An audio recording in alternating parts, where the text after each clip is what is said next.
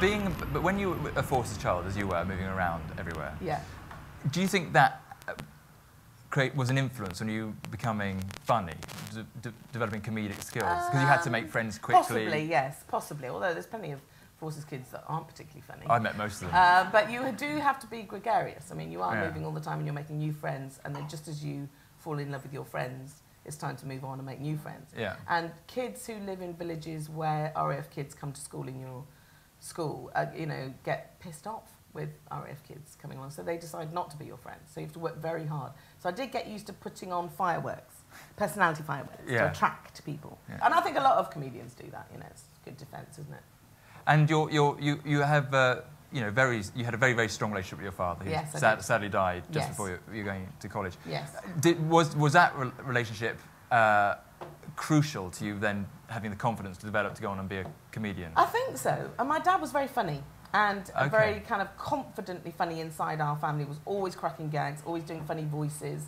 And my brother and I would do the same with him. My mum, I think, was sort of the audience.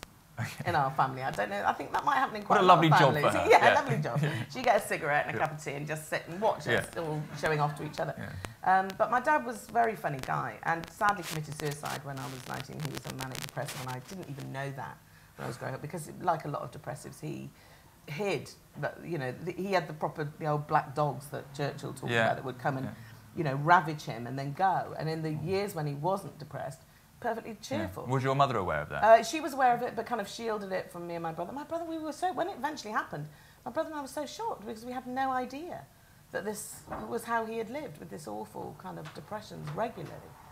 But all credit to, that's how he would have wanted it. I'm sure of that. And do you, because a lot of comedians, although he wasn't a comedian, but you said he was a funny man, a lot of comedians do suffer from the black dog. Yeah, I don't. You're not at all? No, not at all? Not at all. Not at all. I don't know whether maybe witnessing him, maybe, I don't know. I have never had a problem with that at all.